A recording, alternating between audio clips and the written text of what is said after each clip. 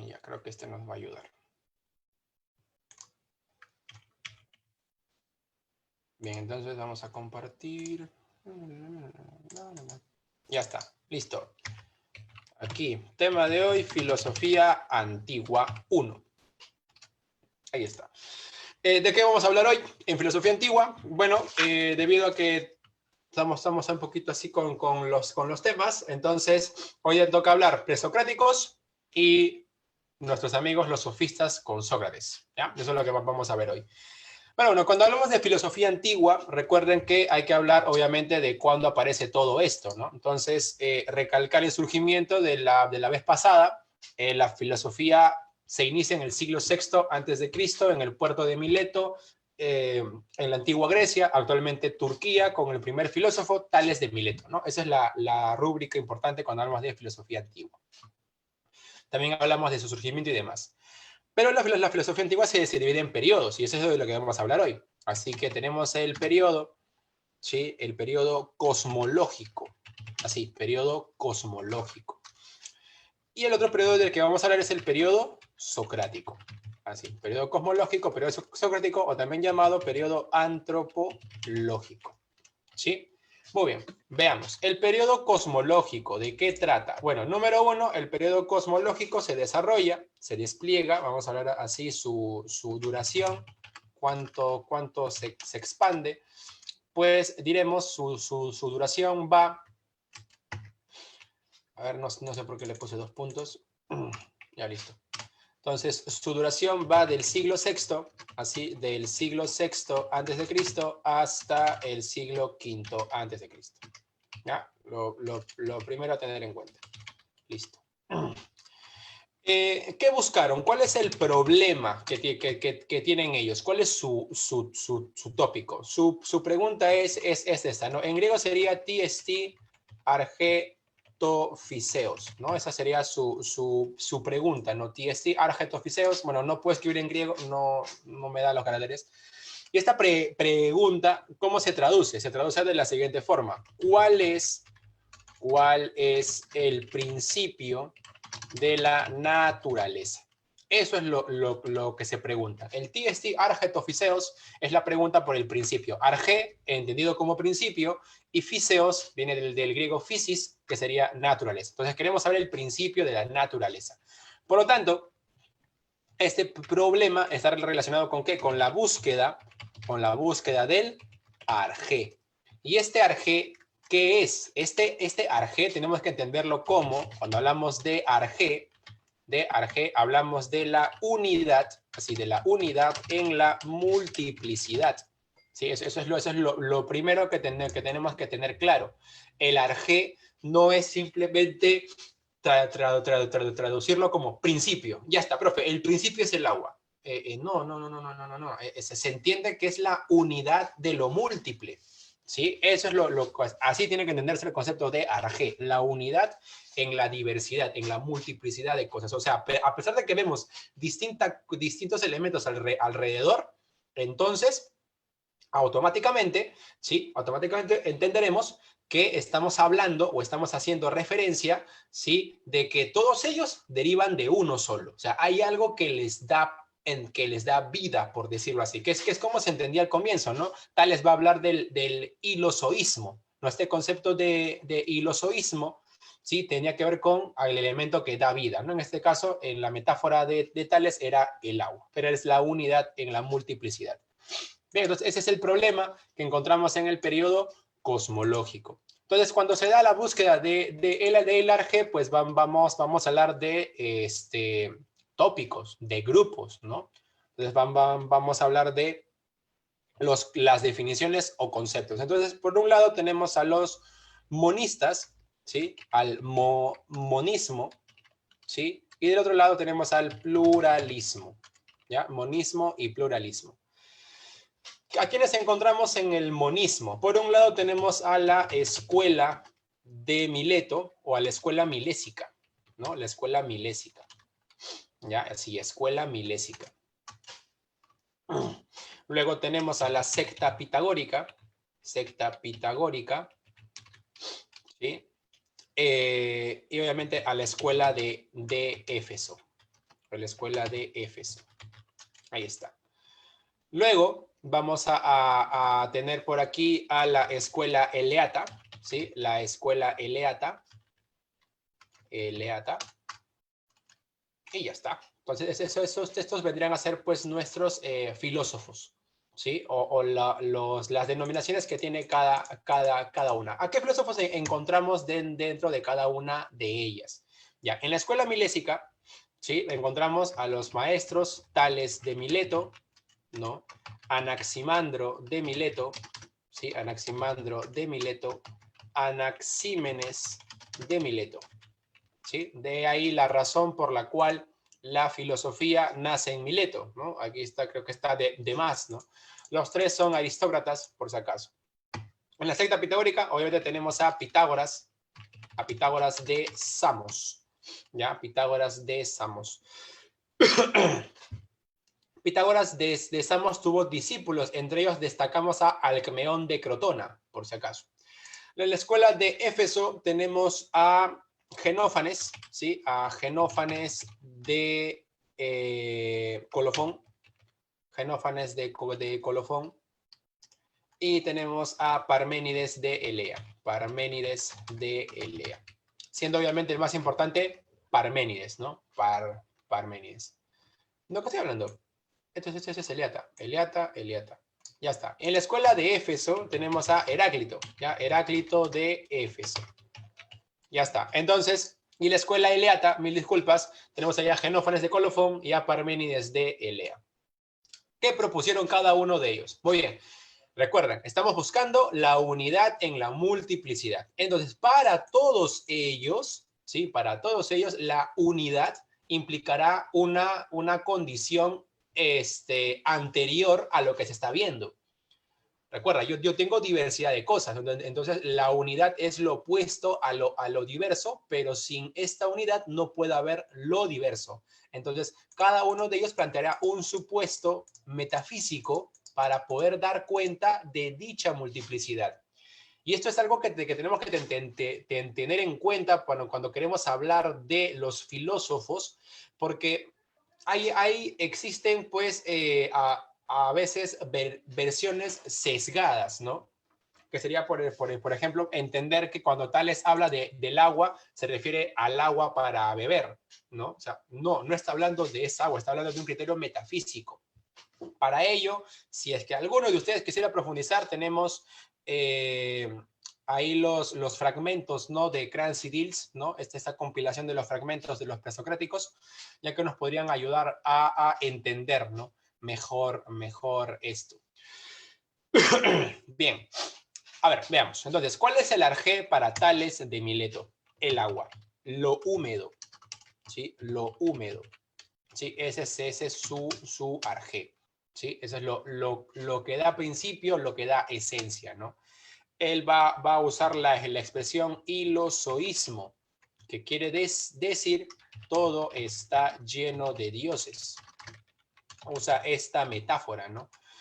Y esto es importante porque el término Dios, sí, no está, o sea, esto nos revela que el mito no es el eliminado, ¿sí? O sea, eso es algo importante. Ajá, claro, Wilmer.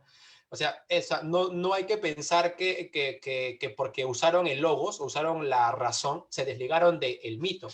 No es cierto. El mito mantenía su vigencia. O sea, la gente seguía creyendo en el mito. Los filósofos simplemente propusieron una respuesta alternativa a las preguntas de dónde viene el mundo, ¿ya? Entonces, Tales, concordante con su contexto sociocultural, pues usa esta expresión, todo está lleno de dioses, entendiendo que el concepto Dios, el teos, ¿no? El teos griego, da sentido o da vida, ¿sí? Entonces, el agua sería este principio, ¿sí? Que fundamenta el movimiento de las cosas, porque algo que Tales entendía como movimiento era pues, pero algo que Tales entendía como dinámico era pues el ir transformándose, el ir moviéndose, y esto pues tenía que ver con el agua, ¿sí? El agua es una metáfora, nada más, este concepto de fluir, así, de fluir, ¿sí? de ir transformándose según las condiciones, ¿ya? Es una metáfora. Obviamente, esta metáfora, ¿por qué la utiliza? Porque tiene referencias, pues, ¿no? Por ejemplo, el agua es lo que da vida a Egipto. ¿Cómo? A través del río Nilo, ¿no? El agua es lo que da vida a las plantas. Entonces, teniendo en cuenta esa relación, usa el concepto agua, pero va a nivel metafórico, ¿sí? Anaximandro de Mileto, él sí es más abstracto, él nada que agua, no. Él va a hablar de lo apeiron, ¿no? Así, ¿no? El concepto to apeiron, ¿no? ¿Qué cosa entendemos por el apeiron o lo apeiron? Lo apeiron viene de dos voces griegas.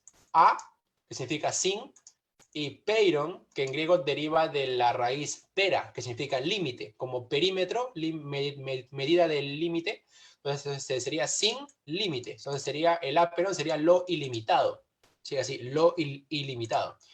Y esto ilimitado, pues obviamente cuando está, no hay mundo, no hay realidad. Pero cuando el mundo está, no está el apeiron. O sea, el apeiron, que sería lo indefinido, lo indeterminado, así lo indeterminado, ¿sí? Entonces es lo que da inicio a lo determinado. O sea, no puede haber algo determinado si antes no estuvo indeterminado.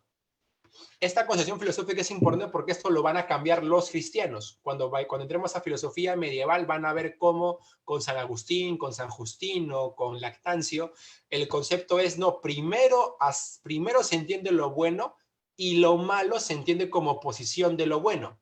Pero Anaximandro no lo ve así. Anaximandro dice, primero partimos de lo indefinido, que no es ni bueno ni malo, simplemente es lo indefinido, para luego pasar a la definición.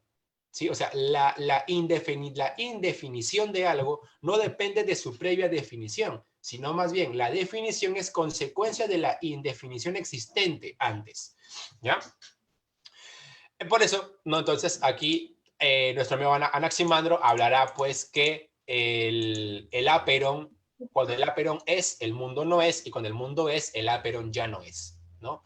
Esto nos remite entonces al concepto de Anaximandro de que el mundo es una injusticia, ¿no? Así, el mundo es una injusticia. ¿Por qué dice esto? Porque cuando todo es indeterminado, no hay diferencias, ¿sí o no? Cuando todo es indeterminación, cuando todo es caos, no hay distinción, no hay diferencias. Pero cuando ya todo está ordenado, hay diferencias. Y las diferencias que generan injusticia. Por eso que el mundo es injusticia. Y el apeiron, ¿qué será? Justicia. ¿Sí? Ahí está. Anaxímenes propone como arjé al aire o el humo, ¿no? Al aire o el humo, ¿no? Que también son metáforas, ¿ya?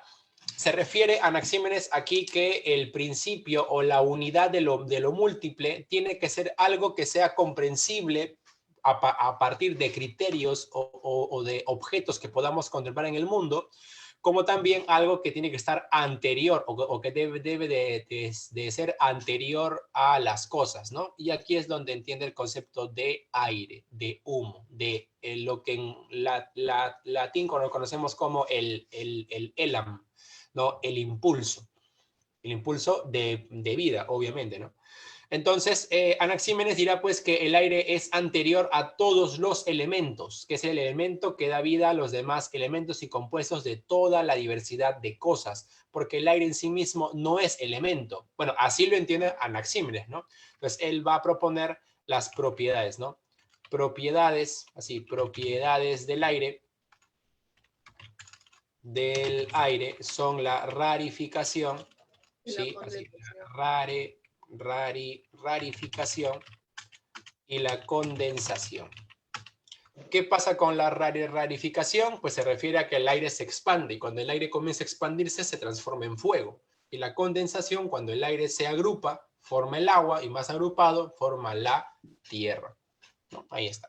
Esa sería la explicación, que ya esta sí, a pesar de pretender ser metafórica, va cada vez lindando con el concepto material, ¿no?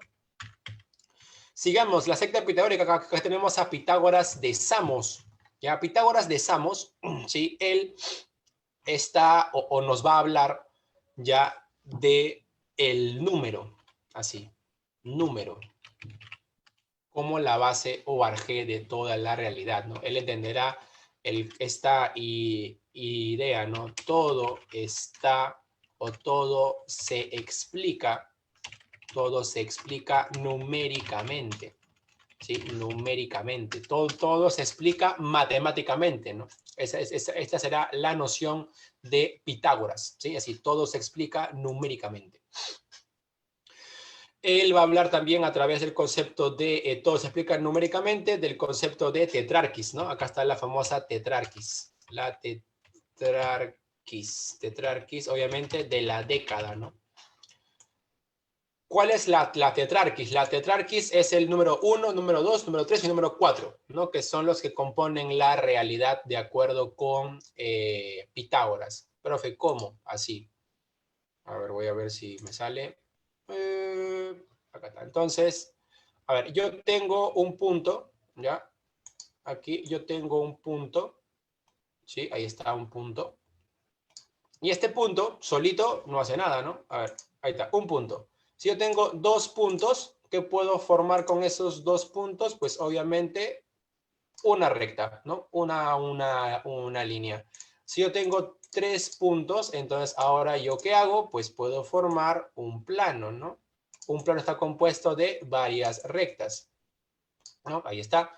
Y si yo tengo, pues obviamente ahora 4 puntos que no se encuentran en el mismo plano, entonces me daré cuenta de esto, ¿no? Que yo puedo constituir un sólido, ¿no? Por ejemplo, ¿no? Ahí vemos, con los 4 puntos ya formo un sólido y tengo toda la realidad ya lista, ¿no? Tal cual, ¿no? Entonces acá tengo 1, 2, a ver, por si acaso lo voy a señalar de la siguiente forma. Ya, a ver, acá, tengo aquí 1, tendría acá 2, este sería 3, este sería 4. 1, 2, 3, 4. Tetrarquis, 4. ¿Por qué década? 1 más 2, 3. 3 más 3, 6. 6 más 4, 10. Y así es como se explica la realidad, ¿sí? Según el matemático Pitágoras, ¿no? Ahí está. Esto abre un montón de especulación, ¿ah? Porque recuerda, lo tridimensional viene de lo bidimensional. Lo bidimensional de lo unidimensional y lo unidimensional viene de lo adimensional. Ya que viene el problema. Si esto es adimensional, ¿cómo pudo generar dimensiones? ¿No? Esa es la cuestión que queda abierta en la teoría de Pitágoras. Bien, sigamos.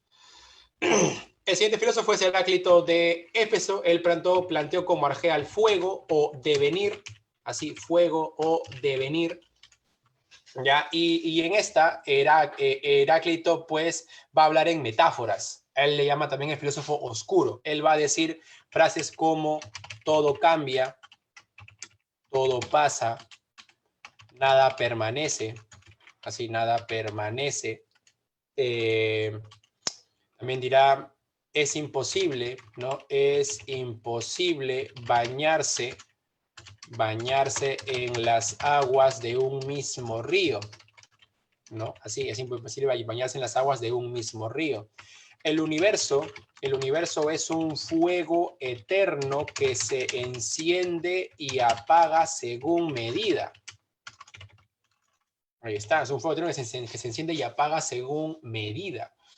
O sea que siempre hay transformación, ¿no? Y su frase más enigmática, no me oyes a mí, no me oyes a mí, oyes al logos. Y esto implicaría la cuestión mística de Heráclito, ¿no? Heráclito entendía que él era poseído por la razón, o sea, ni siquiera por algún dios, algún daemon, no, le era poseído por el logos, por la razón, y a través de la razón él decía todo esto que está acá, ¿no? entenderemos pues que para Heráclito lo que es esencia de la multiplicidad es el cambio. Todo está cambiando, todo cambia permanentemente, todo está en constante transformación. Este concepto de constante transformación es importante porque si todo cambia, o sea, si el universo es siempre algo que cambia, automáticamente debe haber algo que nunca debe cambiar. ¿Y qué es lo que nunca debe cambiar? El cambio mismo. El cambio no puede cambiar, porque si el cambio deja de ser cambio, las cosas ya no cambian y ya no hay mundo. Entonces, el cambio, a pesar de que es la fuente y que da sustento a la multiplicidad del mundo, el cambio es lo único estático. ¿Ya? Reflexión curiosa que tenemos que sacar de Heráclito. Genófanes de Colofón, él propuso como arjé a la tierra, ¿ya? Así, a la tierra. Él sí obviamente es totalmente material, él se encajaría en la llamada perspectiva sensorialista o materialista, ¿ya? Genófanes ya nos introduce con este concepto, pero él no es muy recordado por hablar de arjé, él más bien es recordado por su visión como teólogo. Él hace reflexiones acerca de teología. Y lo más famoso de él es la crítica al antropomorfismo de los dioses. ¿Ya? Eso es su dato más importante, ¿no? Él cuestionó de por qué los dioses griegos tienen que tener figura humana. Dice, él decía, si los perros y caballos pensaran y hablaran, tendrían pues dioses con cabeza, con cuerpo de perro, cuerpo de caballo. Ahí está. Genófanes de Colofón, crítica al antropomorfismo de los dioses. Parménides de Elea, el famoso padre de la metafísica, él hablaba del ser. El arjé de todo es el ser. ¿Qué es el ser? El ser es todo lo que es, todo lo que hay. Eso es el ser, todo lo que hay. Y este ser tiene características. El ser es uno. No puede haber otro, porque debido a que el ser es todo, algo diferente al ser tendría que ser el no ser. Y el no ser es la nada, y la nada no puede existir. Así que el ser es uno. Otro, el ser es inmóvil. ¿Por qué el ser es inmóvil? Porque si el ser se mueve, entonces habría algo en lo que se mueve. Y esto no puede ser, porque si el ser es todo, no hay algo en lo que se mueva, porque él es todo. Entonces el ser no puede moverse. ¿Ya? Así. Aparte también que móvil implicaría que cambia, ¿no? Entonces por eso también decimos que el ser es inmutable. ¿Por qué no puede cambiar? Porque si el ser es todo, para que cambie tendría que dejar de ser. Y eso no puede ser, porque si el ser deja de ser, va a ser la nada, y la nada no existe, y no es posible que dejemos de existir así, porque el ser es siempre. ¿Ya? ¿Qué más? El ser es indivisible. ¿Por qué no podemos dividir al ser? Porque el ser es todo, el ser no es dos partes, el ser es una totalidad, una unidad, por eso es que no puede ser divisible. ¿Y cómo hemos llegado a entender esto? Pues pensando, porque el ser es lo mismo que el pensar. Así, el ser es lo mismo que el pensar. El ser es en la medida que es pensable, o sea, aquello que yo no puedo pensar es la nada es impensable, el ser es pensable, por lo tanto el ser se vincula con el pensamiento. Ahí está, esa sería la reflexión de Parménides. Y acá hay que trabajar de la siguiente forma, ¿ya?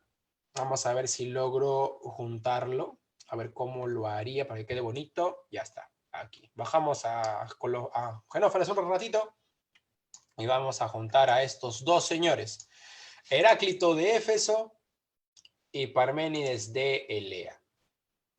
¿Por qué es importante estos dos señores? ¿Por qué te das cuenta que uno decía que todo se mueve y el otro dice que nada se mueve? Entonces los dos están relacionados, ¿no? Así, los dos estarían vinculados. ¿En qué? En el famoso problema del movimiento, ¿sí? Ellos dos, ok, zoom, déjame trabajar. Entonces, ellos dos se relacionan con el problema del movimiento. Uy, no me deja juntarlos. Ya, bueno, entonces aquí tenemos dos tesis. Este sería a favor del movimiento,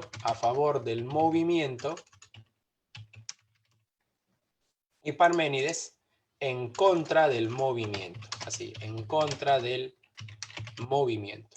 Ahora vamos a ver si puedo unir esto con esto. No se puede. Ya. Y bueno, y estos dos, ¿sí? Estarían en el famoso problema, ¿sí? Ese es el problema del movimiento. Problema del movimiento. Ya está. A ver. Listo. Entonces, este se relaciona con este. Y también, ok. Zoom, déjame trabajar. Y este también se vincula con este, ¿no? El problema del movimiento, ¿ya? Hay que tenerlo ahí en cuenta. Problema del movimiento. Ya está. Listo. Bien, chicos. Entonces, eso con respecto a todos ellos. Listo, ya está. Eso sería entonces nuestro amigo en el periodo cosmológico, pero solamente hemos visto a los monistas. ¿Quiénes faltan? El pluralismo. En el pluralismo encontramos a los siguientes personajes. Aquí está nuestro amigo Empédocles. Empédocles de Agrigento o de Acragas. Así, de Acragas, ¿ya? O de Agrigento. Tenemos a Anaxágoras de Clasomene, ¿sí? De Clasomene. Y a los atomistas, ¿no? Al famoso atomismo. Acá estaría Leucipo y Demócrito, ¿ya? Leucipo y Demócrito. Demócrito de Aptera. Ya está. ¿Qué propone cada uno como arjé? Ya, esto es fácil. Empédocles, fíjate, pluralismo, o sea, para ellos hay varios principios, varios arjé, varias unidades que sostienen la multiplicidad. Entonces, para Empédocles, él habla de los 4 elementos o 4 raíces, que serían el agua, ¿no? A ver, sería agua, fuego, tierra, aire, ¿ya? Y entender que estos de aquí están regidos por fuerzas. ¿Cuáles son estas fuerzas? Tenemos al amor, ¿sí? Y al odio, ¿sí? El amor y el odio. ¿Qué hacen estas fuerzas? Bueno, estas fuerzas se encargan de, de unirlas o separarlas. Entonces, ¿qué hace el amor? Las une. Entonces, por ejemplo, el amor se encarga de unir. Entonces, el amor, acá está, une, ¿no? El amor hace que cada uno de ellos se una, ¿no? Ahí está, ahí está. Se relaciona, se une, así se une. En cambio, el odio ¿qué hace? El odio busca que se diferencien, que se separen, así que este iría hacia acá, ¿sí? El odio busca la separación, ¿sí? Así, la separación de estos, ¿no? Ahí está. Entonces vemos cómo uno busca la reconciliación, mientras que el otro busca la división o separación. Vamos a ver si por acá queda mejor, más distante, y ya está. Entonces ahí vemos cómo las dos fuerzas intervienen, una diferenciándolos y la otra uniéndolos, ¿ya? Por si acaso. Muy bien, listo. Entonces, entonces aquí vemos que hay dos fuerzas, tener en cuenta eso. En Anaxágoras, él va a hablar de que todo está compuesto de infinitas sustancias, infinitas homeomerías, así, homeomerías. El término homeomería es muy sutil, ¿eh? Porque también se puede entender como mónada, que es como lo va a entender más adelante Gottfried Leibniz. Él va a hablar de más así, mónadas, ¿ya? Las homeomerías, ¿qué son? Las homeomerías están compuestas, ¿sí? Son partículas que poseen todos los atributos, o sea, son idénticas entre sí. Entonces, acá tenemos una pregunta, ¿no? Oh, Dios, sal de acá, odio. Entonces, aquí tenemos una interrogante. ¿Cuál es la interrogante? A ver, ahí está, creo que mejor queda así. Y... oh, sí. Ya está. Entonces, ¿cuál es la interrogante que plantea el concepto de que haya morfemas partículas que poseen todos los atributos? Pues simple. ¿Quién ordena esto? Pues aquí aparece el nous. ¿Quién es el nous? Nous es el intelecto universal. Nous es el intelecto universal. ¿Y qué hace este intelecto? Este intelecto, ¡pum!, viene aquí a por las homeomerías. ¿Sí? Uy, no, muy lejos. Este nous, ¿sí? Viene a ordenarlas, así, ordena a las homeomerías. Uy. Ahí, ahora sí. Ya está. Viene y ordena a las homeomerías. ¿Sí? Eso es lo que tenemos que tener en cuenta. ¿Sí? Ordena a las homeomerías. ¿Sí? Es un intelecto. Recuerda que todas las partículas son iguales. Así que, ¿qué hará este nous? Buscará acomodarlas de tal forma para que podamos ver una diversidad de cosas. Por último, tenemos a Leucipo y Demócrito, que ellos no se hacen problemas y dicen todo está compuesto de átomos. Así, todo está compuesto de átomos. ¿Qué son los átomos? Son partículas, igual, pero partículas indivisibles. Así, partículas indivisibles diferentes entre sí. Diferentes entre sí. Y acá viene algo interesante. Él dice, ¿y cómo se mueven los átomos? Dice Demócrito, no se mueve como lo plantea Empédocles o como lo plantea Anaxágoras, que han introducido seres extraños. Se supone que la filosofía busca una explicación alternativa, no recurrir a seres superiores. Entonces, Demócrito dice, los átomos se mueven por la existencia del vacío. Así que postula dos conceptos, los átomos y el vacío. ¿Y qué es el vacío? Es el espacio entre átomos. Entre átomos. Y obviamente permite el movimiento. Pero no es una entidad superior. Es el espacio que hay entre un átomo y otro. ¿Sí? Entonces ahí estaría entonces nuestros amigos los presocráticos. ¿Ya? Periodo cosmológico. Pasemos, periodo antropológico. El periodo antropológico, ¿cuánto duró? Vamos a ver su duración. Se da, pues obviamente, durante todo el siglo V antes de Cristo. Ya así, todo el siglo V. Esto se conoce, recuerda, como el siglo de Pericles, ya el siglo más papi de todos los siglos, ¿no? Se da el boom de la literatura, la medicina, la historia y demás, ¿no? La arquitectura, etc.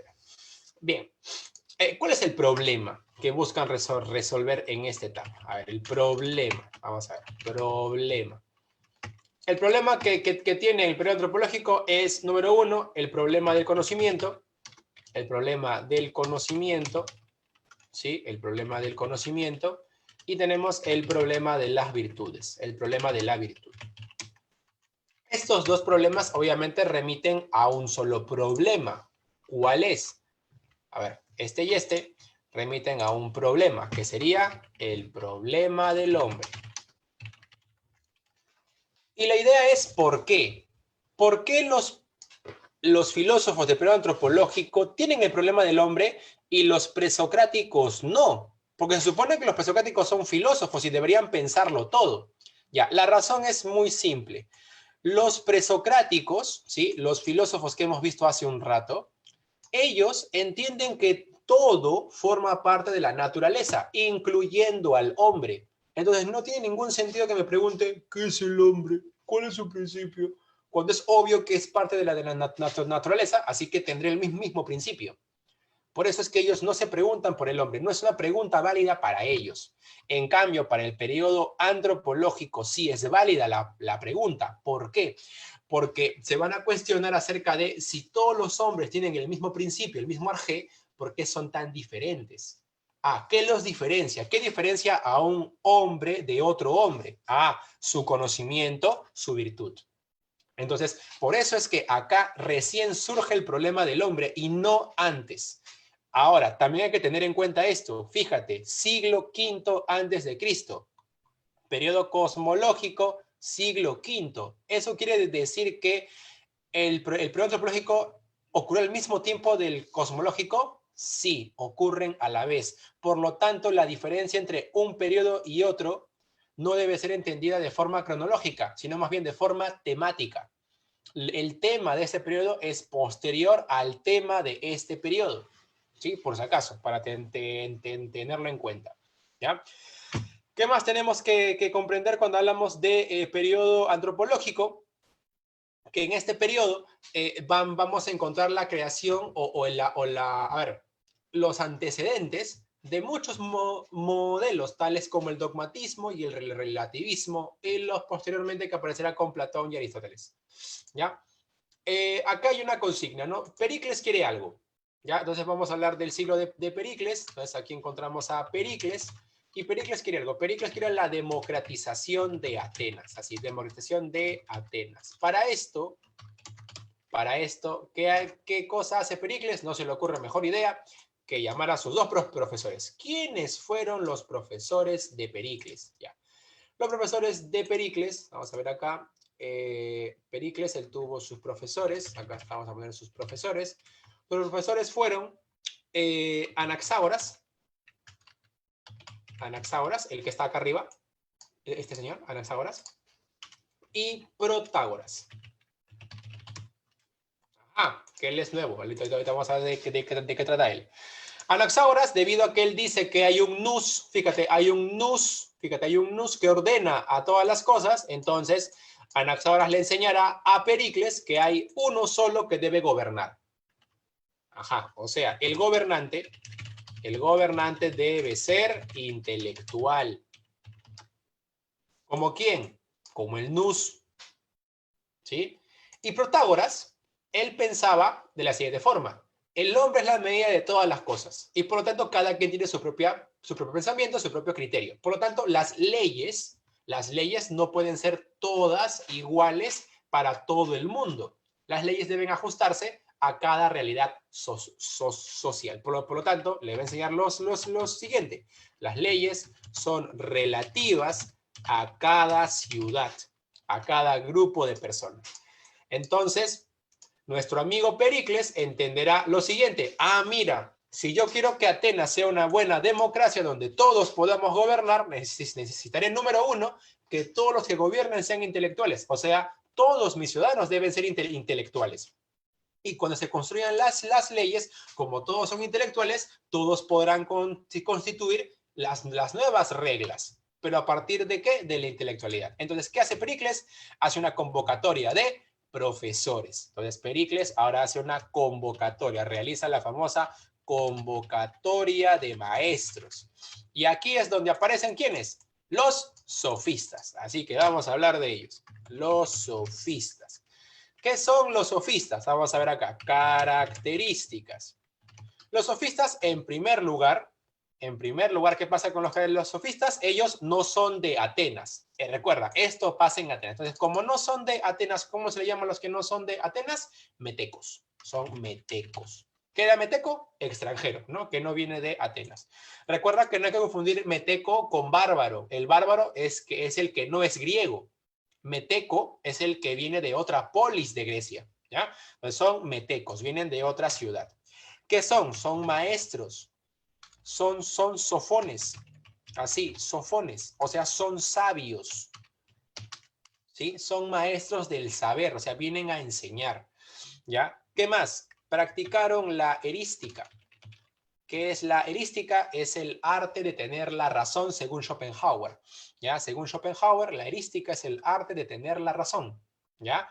Ahora, claro, acá viene el concepto de falacia, que es el que va a usar Aristóteles. Aristóteles, cuando escribe las refutaciones sofísticas, que es el cuarto libro del Organon, ahí Aristóteles va a decir: los sofistas tenían la razón a partir de estos argumentos, que él va a clasificar como argumentos incorrectos, que hoy en día, gracias a John Locke, conocemos como falacias. Recuerden que el primer listado de falacias lo hace Aristóteles en las refutaciones sofísticas, y el segundo listado lo tenemos con John Locke, y luego el actualizado con Irving Copy, ¿ya? Entonces, ahí estaría la erística, el arte de tener la razón.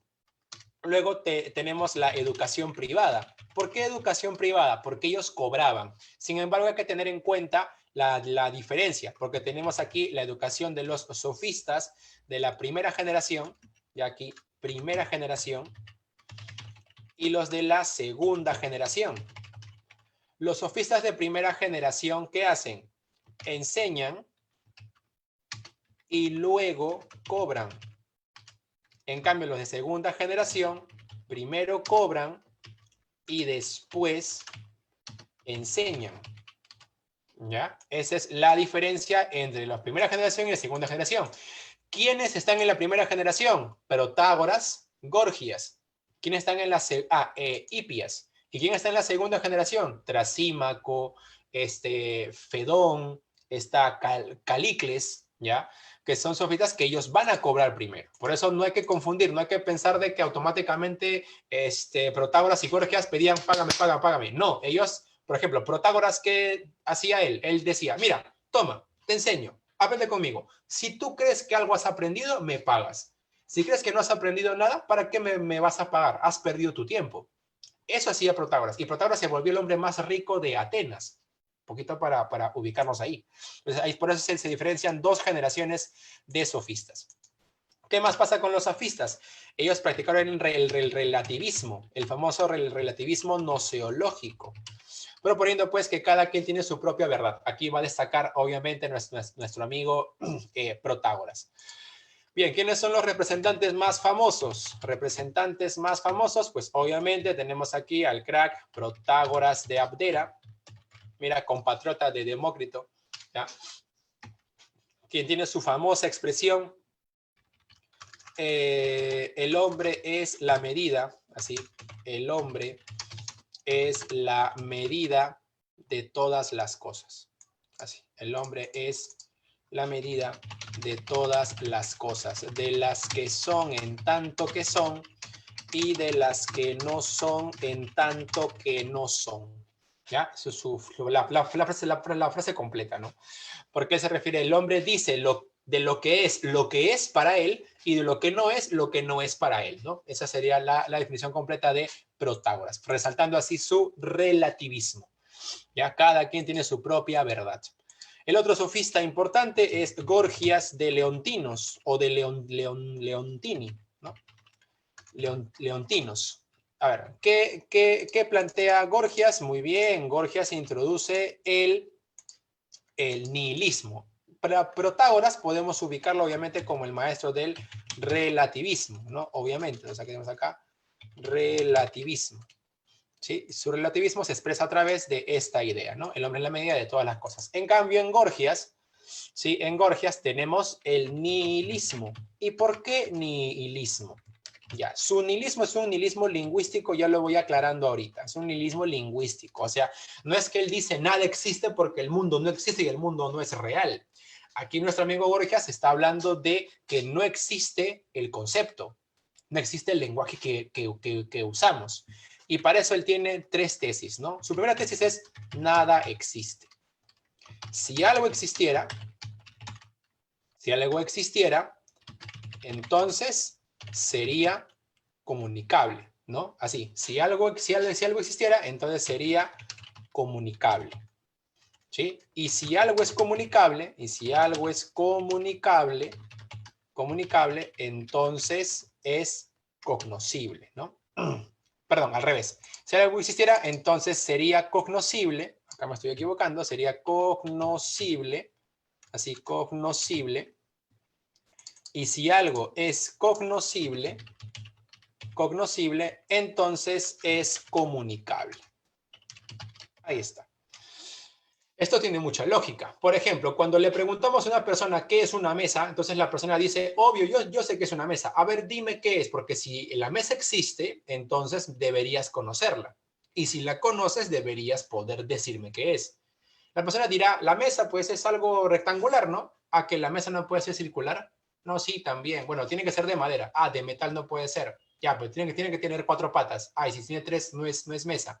Entonces nos damos cuenta que no puede comunicarnos su idea. Y si no puede comunicarla, pues obviamente que no la conoce. Y si no la conoce, es porque en el fondo no existe. ¿Ya? Pero ¿a qué se está refiriendo Gorgias? Pues al lenguaje.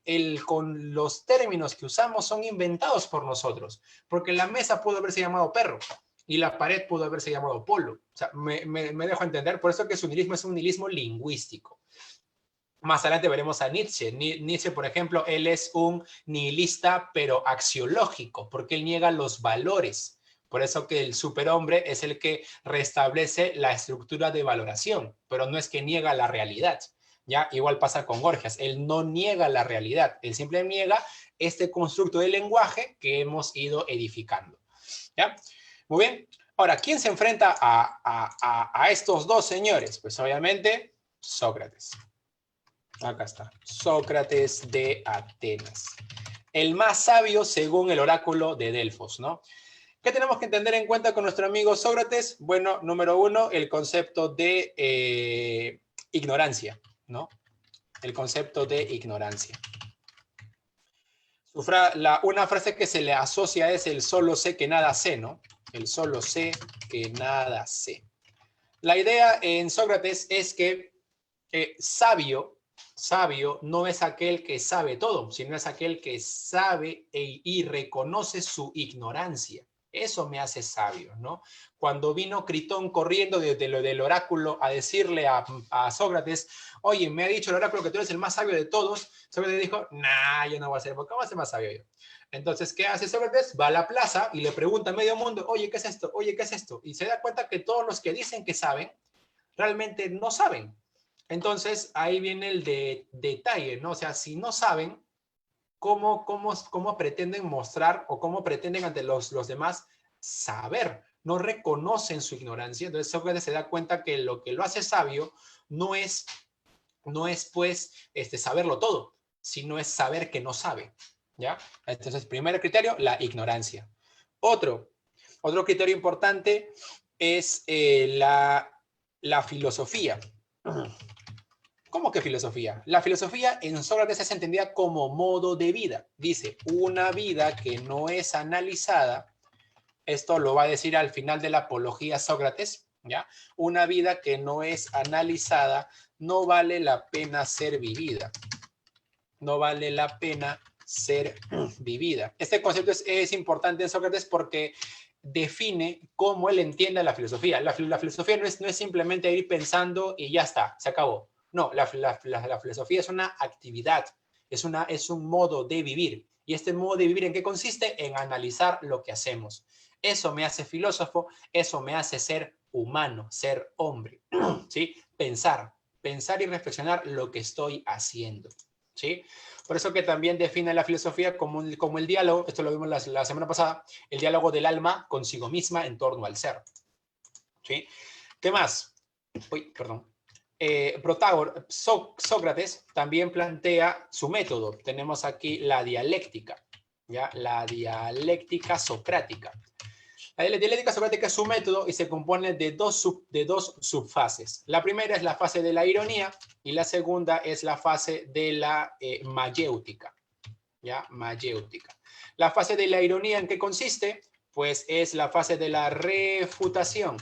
Así, fase de la refutación. Acá se cuestiona la verdad afirmada, ¿sí? Aquí, ojo, se cuestiona la verdad afirmada por el interlocutor, ¿sí? Eso es lo que tenemos que entender en cuenta. Cuestionamos su verdad. Incluso se suele leer en algunos textos, como los de Sloterdijk, que Sócrates en la fase de refutación le revela, sí, así busca revelarle su ignorancia al otro, que es otra interpretación también que se puede dar, ¿ya? Pero es cuestionar la verdad afirmada por el interlocutor para mostrarle, pues, que está mal, ¿ya? Y la mayéutica, que sería, pues, el arte de hacer parir ideas. El arte de hacer parir ideas. El arte de hacer parir ideas.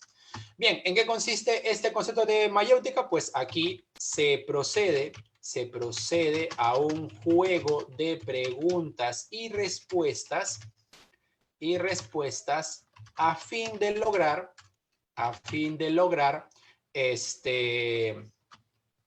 una mejor, a fin de lograr alumbrar la verdad. Así, alumbrar el conocimiento. Que obviamente, ¿dónde está esta verdad? En mí. Por eso que otra expresión que tenemos que tener en cuenta, exacto, su verdad está en él. Entonces, por eso que Sócrates recomendaba, por ejemplo, a ver si me da espacio por aquí en su filosofía, él añade otro concepto, ¿sí? Ay, perdón. Que sería el conócete a ti mismo. Así, conócete a ti mismo. ¿Sí? Es importante esto. Esta frase no es de él tampoco. Esta frase es del oráculo de Delfos. Está en el pórtico. Entonces, en la mayéutica yo dialogo con esa persona para que en ese preguntas y respuestas, en ese diálogo, recuerden, dia en griego es movimiento y logos palabra. Entonces, la palabra se va moviendo de mí a ti, se va moviendo. Y en ese movimiento de la palabra, en ese diálogo, se alumbra una idea. Ahora, a nivel San Marcos, ¿qué nos importa de estas dos? Ya, lo que nos importa es que esto tiene como fin, ¿sí? Tiene como fin, aquí, la finalidad es mejorar la definición. La definición. O sea, la dialéctica de Sócrates, su dialéctica ni mayéutica, sirve para esto, para lograr una mejor definición. ¿Ya? Por último, hablar de su ética intelectualista, ¿no? Así, ética intelectualista. Bien, ¿de qué trata esta ética? Bueno, aquí es diferenciar lo bueno de lo malo. Ya, así, lo bueno de lo malo. Entonces, propondrá lo siguiente, lo bueno, lo malo. ¿Qué es lo bueno? La sabiduría. Acá está la sabiduría. ¿Y qué es lo malo? La ignorancia. Es decir, un hombre obra justamente, un hombre obra justamente por conocimiento del bien, por conocimiento de lo que es lo bueno, o sea, las leyes, ¿sí? En cambio, un hombre obra mal, un hombre obra injustamente por desconocimiento, así, por desconocimiento de lo que es lo bueno, las leyes. O sea, como no conoce, entonces obrará mal. Acá hay una curiosidad interesante, que es que cuando le preguntan a Sócrates, ¿y qué pasa cuando un hombre, conociendo las leyes, actúa mal, hace lo malo? Sócrates rápidamente responde diciendo, pues es un animal. Porque solo los animales, cuando se les lee las leyes, siguen haciendo lo que les da la gana, porque son animales, ¿no? Ahí está.